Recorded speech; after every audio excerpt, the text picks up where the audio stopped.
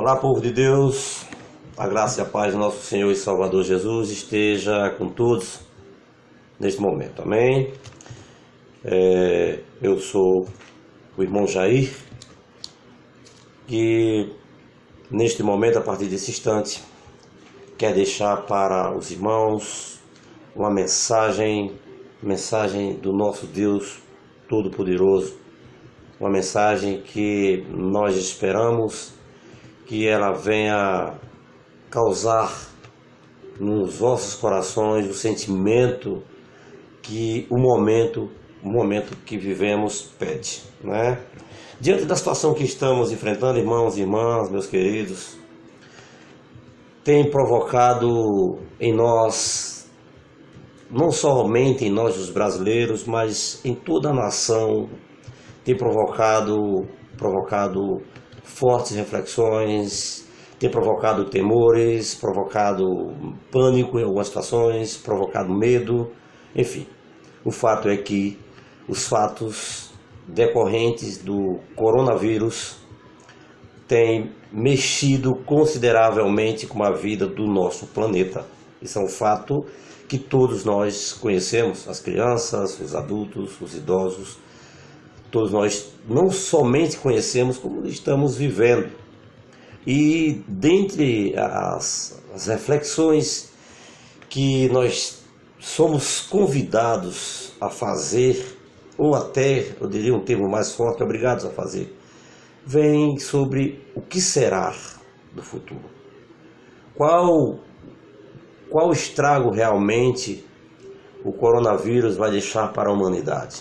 Certamente, nós somos a geração que vamos viver dois momentos, o antes e o depois do coronavírus, né? E das perguntas que se fazem estão relacionadas ao futuro, qual a recessão econômica que este vírus irá deixar, né? Quantos desempregos, quantos flagelos vão ser vividos nesse período. Isso é fato que não se tem como fugir, é um fato real e até, por que não dizer, um fato amedrontador, assustador, digamos assim. Mas eu quero também, dentro desse contexto de reflexão, desse contexto de preocupações, eu quero convidar os irmãos para também fazermos a nossa reflexão, a nossa avaliação. Qual será o saldo dentro do sentido espiritual, dentro do mundo de fé, que essa onda desse vírus vai deixar na vida da comunidade, evidentemente, da comunidade cristã? Pois eu creio, eu estou falando para todos que queiram assistir esse vídeo, mas me reportando especificamente à comunidade cristã, seja ela a comunidade evangélica, a comunidade católica, ortodoxa, não importa. Toda a comunidade que confessa o Senhor Jesus como Senhor e Salvador. Toda a comunidade que reconhece em Deus o Criador de todas as coisas, o Pai de todas as criaturas, e que, dentro desse contexto atual, eu quero chamar a atenção neste momento para a reflexão que nós também precisamos fazer e qual o saldo que toda esta onda de medo, essa onda da tribulação vai deixar dentro do campo espiritual. Nós estamos vivendo, meus irmãos, minhas irmãs, agora literalmente o que Cristo nos escreve sobre, nos fala, está registrado na palavra sobre a tribulação, né? E ao mesmo tempo ele recomenda para termos bom ânimo. Cristo, de fato, não deixou ninguém desavisado, não deixou ninguém no contrapé. Ele foi bem claro que no mundo nós iríamos passar por aflições, por tribulações. Quando depois ele nos diz: venham a mim os que estão cansados e sobrecarregados. O fato é, todos concordamos, independente da nossa fé, do nosso credo religioso, é que nós estamos vivendo um momento de aflições por tudo isso que está acontecendo. E para que a nossa reflexão venha venha ganhar o caminho, o sentido que nós queremos apresentar, meus irmãos, eu quero convidar você a meditar comigo no livro do profeta Isaías, o capítulo 26, a partir do versículo 20, na verdade o versículo 20 e o 21, para podermos assim entender e melhor refletir cada um na sua particularidade, cada um na sua casa, no seio familiar, porque o momento ele pede para que todos nós fiquemos em casa, não saiamos de casa. É o pedido, é o apelo universal, né, que se faça. Pois bem, vamos para a palavra para poder então a gente compreender um pouco melhor de qual é, na verdade, o saldo, espiritualmente falando, que essa situação vai nos deixar. O versículo 19, 20 diz o seguinte: vai, pois, povo meu, entra nos teus quartos e fecha as tuas portas sobre ti. Esconde-te só por um momento, até que passe a ira. O versículo 21 diz: pois eis que o Senhor sai do seu lugar para castigar a iniquidade dos moradores da terra.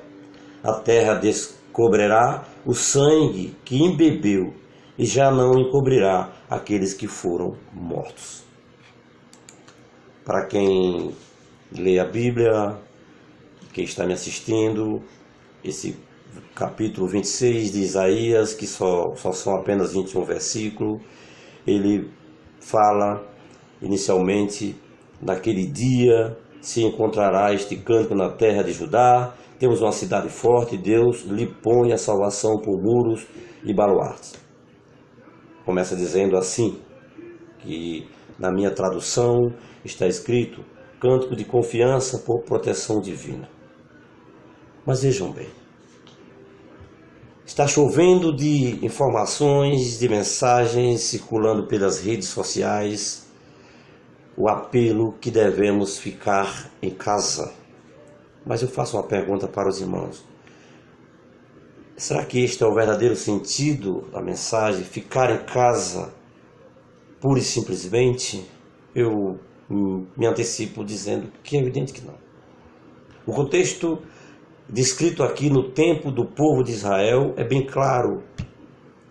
Está falando da ira de Deus para o povo lá da Israel, a qual naquela época o plano de salvação se restringia.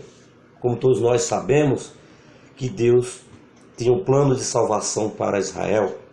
Portanto, Deus falava com Israel naquele tempo, Israel que é marcada por suas desobediências, pelo sofrimento, por cativeiros, tudo recorrente da desobediência do povo. Mais uma vez, através do profeta Isaías, Deus se reporta ao povo, demonstrando sua ira. E eu gostaria de abrir um parênteses para dizer para os irmãos que pensam, que acreditam num Deus que é aquele Senhor bonzinho, bom velhinho, que tudo aceita, que tudo concorda, que tudo vai bem, e na hora que eu pisar na bola, eu volto para Ele, Ele me acolhe, e que Deus nunca vai se irritar ou se irar. Eu quero dizer e contrariar, me permitam, que não é assim, não é esse Deus. Está provado que Deus se ira, sim. Evidentemente que Deus nos perdoa, meus irmãos, que Deus nos acolhe, que Deus é misericordioso, que Deus é justo acima de tudo.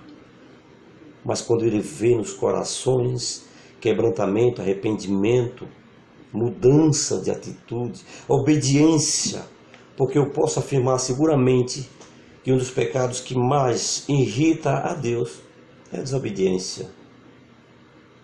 Desde Gênesis, quando a Eva e o Adão, eles já iraram a Deus por suas desobediências, e aí o pecado foi instalado, o salário, né, do pecado, que é a morte, como todos nós ouvimos tanto essa frase. Portanto, está aqui demonstrado, e é bom que a gente tome tento dessas coisas, que Deus se ira. Quando lá em Provérbios nos diz que o princípio da sabedoria é o temor do Senhor, é bom que a gente pense sobre isso. É ato de sabedoria temer ao Senhor. E não temer ao Senhor porque Ele seja um Senhor cruel. Porque Ele é justo, gente. Na justiça de Deus existe a punição. Na justiça de Deus existe a ira. E eu creio que nesse exato momento, nós do planeta Terra, estamos vivendo este tempo da Israel, que agora nós somos a Israel mediante o plano de salvação que Deus estendeu sobre a terra mediante o sacrifício do Senhor Jesus, o Cordeiro Imaculado, que comprou a preço de sangue os nossos pecados, que tornou-se o nosso fiador e que ressuscitou ao terceiro dia, dando ao mundo a possibilidade da salvação. Portanto, Deus deu a possibilidade da salvação mediante a Cristo Jesus, mas também Ele distribuiu sobre toda a terra as mesmas responsabilidades que era de Israel, de obediência, de arrependimento, de amor, de bondade. Hoje está sobre a terra que anuncia Cristo como Senhor e Salvador.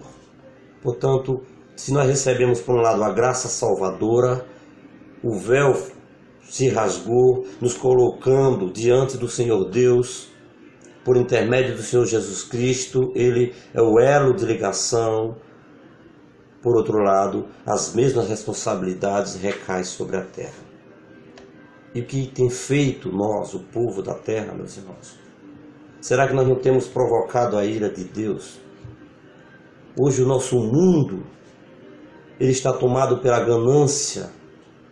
Hoje o poder econômico selvagem é que dita as regras. A política mundial e nacional, a nossa política, ela é movida por ganância. Pura e simplesmente, hoje o vandalismo com a palavra de Deus, eu vou usar até um termo forte, me permitam, a prostituição da palavra do Evangelho de Jesus Cristo, sendo aí pregado, ou diria, apregado por muita gente que só ensina a prosperidade e esquece de dizer ao povo que os dias de tribulações, de aflições viriam, e o povo não dá ouvido. Então eu pergunto para vocês, meus queridos, minhas queridas, há alguma dúvida que Deus está irado neste momento, onde o apelo mundial, as autoridades nos pedem para ficarmos em casa? Mas ficarmos em casa de qual jeito? Notem que o profeta diz aqui: vai, pois, povo meu, entra nos teus quartos e fecha as tuas portas sobre ti, esconde-te só por um momento. Aqui nesse exato momento o profeta está dizendo para o povo que se recolher para buscar o entendimento com Deus, para buscar o arrependimento. Pois vejam bem, nesse momento em que o apelo mundial pede para ficarmos em casa, em fazendo um paralelo com a palavra onde exatamente o profeta dizia para o povo ficar em casa por um instante, meus irmãos. O grande apelo que eu quero fazer, que devemos fazer neste momento, é que este momento em que nós estamos recolhidos por força da circunstância, que façamos a nossa reflexão, trazendo a família para esse momento. Veja que Deus, Ele se irou e castigou o povo naquela época. E o Deus de ontem é o Deus de hoje, meus irmãos e minhas irmãs. Ficando em casa, se recolhendo, faça uma análise sobre os conceitos, sobre suas atitudes, como anda o seio familiar, como tem sido o diálogo em casa. Será que Deus está presente nos lares nesse momento em que se exige que se fique em casa? Eu quero chamar a sua atenção nesse momento para este chamado. É porque a palavra está dizendo aqui que Deus, ele saiu e anda por a terra para castigar. Mas a promessa do Senhor se estende para aqueles que vivem na obediência, aqueles que se reconhecem falhos, pecadores. E agora é um bom momento para nós, nação brasileira, fazermos a reflexão, buscar uma mudança de atitude, trazer Deus para dentro da nossa família, gente. Porque está provado que o poder humano, o poder material, não tem poder nenhum. Se riqueza material desse cura, desse salvação ao povo, países ricos como os Estados Unidos e outros tantos não estariam amargando mortes, desespero. É um engano pensar isso. É um engano pensar que sua vida confortável vai lhe dar sustentabilidade, e não vai, gente. Vejamos agora o mundo encolhido, com medo, debaixo das mesas, portas fechadas, com medo de um vírus que sequer é visto a olho nu. Então o apelo que eu faço, uma vez que tivemos que obrigatoriamente nos recolher nas nossas casas, pensar, é desconstruir conceitos, pensamentos e atitudes. Porque se Deus passar por todas as casas agora, nesse exato momento, e Ele for avaliar cada atitude nossa com relação a Ele, eu estou falando para pessoas que professam sua fé, independente da denominação. Eu sou da fé evangélica, mas eu estou falando para cristãos que se diz, que anuncia que Cristo é o Salvador. Se Deus for nos punir nesse exato momento pelas nossas práticas e atitudes em relação à nossa fé, o que Ele vai punir de fato, gente? Eu tenho dito que Jesus é meu Senhor e Salvador. Eu tenho demonstrado isso nas minhas atitudes. Eu tenho aberto mão das vaidades, das coisas fáceis, da corrupção, da ambição, da idolatria, que é um dos piores males e uma das coisas que Deus mais se ira. Esse momento em que nós somos convidados para os nossos quartos, é o momento em que nós vamos buscar a reaproximação com Deus. Porque esse vírus, ele vai passar. A economia, ela vai se restabelecer, seja daqui a 10 anos, 20 anos, 5 anos, eu não sei, mas ela vai se restabelecer. O poder do mundo vai voltar a reinar. Mas nós que temos anunciado a fé cristã, quando sair disso, vamos estar agora em um campo de obediência a Deus. Nós temos visto os clamores populares, agora as reações de fé, pessoas que em ruas inteiras louvando, chamando para a oração. E vai passar o vírus. E depois, nós vamos mais uma vez pagar o preço pela desobediência. E Deus, quando derrama o julgamento, Ele não derrama para uma nação e para outra não, gente. Agora, qual é o grande diferencial em tudo isso, meu irmão? Atente para isso. É que quem está vivendo, lutando para renunciar, para se livrar da vida de pecado, de idolatria, de mentira, de avareza, de engano, a vida dos vícios, e que está trazendo a fé, trazendo a leitura da palavra, o diálogo para a sua casa, que está tirando a família um pouco da rede social, do celular, que está falando sobre Deus, está trazendo Deus para dentro da sua casa, e a garantia de Cristo Jesus, que diz que todo aquele que crer e for batizado vai se salvar. Hoje nós temos essa garantia, mas ela só vem mediante a mudança de direção, a começar pelo arrependimento. Este é o grande apelo que eu faço para você. Dizer que tem fé em Deus, todo mundo está propagando. Na hora do desespero, orando, agora, ou rezando, não importa o termo que você queira usar. Mas é costumeiro, gente. Depois que passar a agonia, a gente volta para a nossa vida de lazer, de facilidade. E Deus vai mais uma vez ficar escondido em um canto.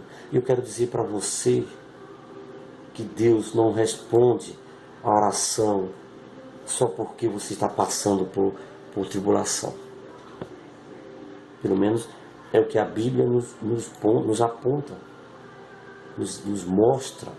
Porque Jesus Cristo fala lá no Evangelho escrito por João, que se estiveres em mim e as minhas palavras estiveres em vós, eu preciso estar nele. Jesus Cristo não ofereceu vida fácil, vida mansa. Cristo não ofereceu riqueza material. Cristo ofereceu uma cruz. Todo aquele que quer vir após mim, toma sua cruz e me segue, gente. A cruz não é santa, nunca foi, nunca será, mas a cruz é um instrumento de santificação. É pela minha cruz, renunciando à vida fácil, mas ganhando a garantia da vida eterna e a vida em paz com Deus aqui, gente. Ter Cristo na vida, ter Cristo na família, Cristo no lar, é passar sim pelas tribulações, porque Cristo não disse que não passaríamos. Ter fé não significa que eu não vou passar, não vou ter enfermidade. Não é isso que a palavra nos anuncia. Ter fé em Deus, aceitar Cristo como Senhor e Salvador, é ter a garantia da vida eterna, mas é ter a vida em abundância aqui na terra, é ter a paz de Jesus, a paz que nos permite viver por fé.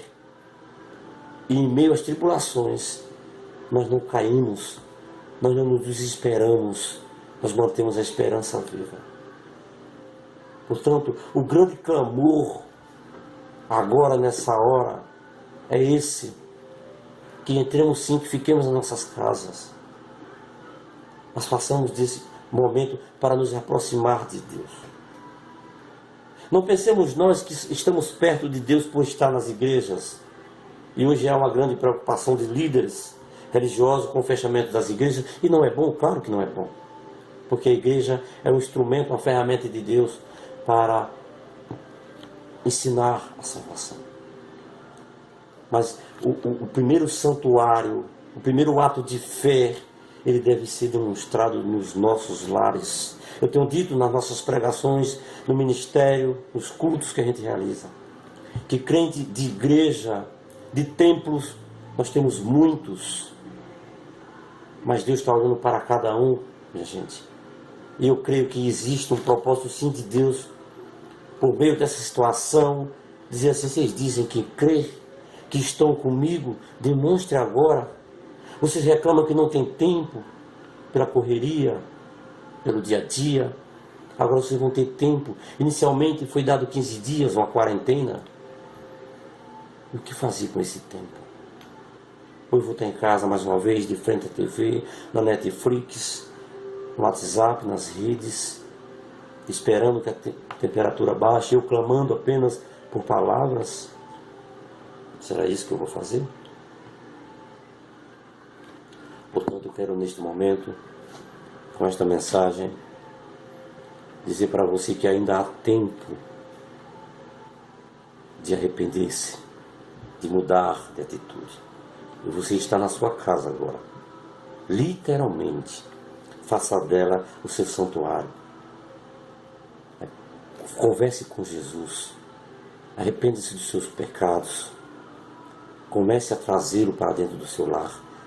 Ore com sua família, porque aqueles que estão debaixo da proteção do Senhor, esses não sofrerão danos algum, porque ainda que alguns morram deste vírus, a palavra nos diz que aqueles que creem, ainda que morto, viverá. Amém, meu irmão? Portanto, nesse momento, eu quero orar por você, orar pelo nosso Brasil, para que, em meio a todo esse caos que estamos vivendo, que muitas almas sejam salvas para o reino do Senhor nosso Deus. Vamos orar nesse momento. Se você puder fechar seus olhos, prestar sua reverência a Deus, vamos orar. Querido Deus, soberano Pai, graças te damos, ó Deus, por cada oportunidade de estar na tua presença. Graças te damos porque para este dia o Senhor nos reservou as suas misericórdias, em forma de amor, de perdão, de bondade, de proteção e livramento. Eu quero nesse momento, meu Deus, me unir à fé de todos os irmãos que estão vendo este vídeo, para pedir ao Senhor que do alto da sua glória, tenha misericórdia do povo, meu Deus, que tocai os nossos corações, meu Deus, através do teu próprio Espírito Santo de Deus. Que seja o Senhor Jesus agora a caminhar conosco neste dia, dialogando nas nossas casas, nas nossas famílias, meu Deus. Eu peço ao Senhor Deus e Pai que este momento nos fortaleça para enfrentar, mas que as pessoas que hoje estão aflitas, famílias que já perderam entes queridos, que elas possam voltar-se para si verdadeiramente e voltar os olhos verdadeiramente para o Senhor e clame ao Senhor por arrependimento, por salvação, por conversão, e assim o Senhor possa encontrar sinceridade na terra e possa, meu Deus, livrar o seu povo. Portanto, Senhor Deus e Pai, no nome de Jesus, eu te agradeço e te peço, abençoe cada lar, meu Deus, cada casa, que sejam os seus anjos acampados, guardando, meu Pai, a entrada e a saída. Protegei todas as famílias, meu Pai, do nosso Brasil e do nosso mundo. E que falai aos corações nessa hora, para a importância, meu Pai, de viver a tua glória, de estar na tua presença. É o que eu te peço nesta hora, em nome de Jesus. Amém.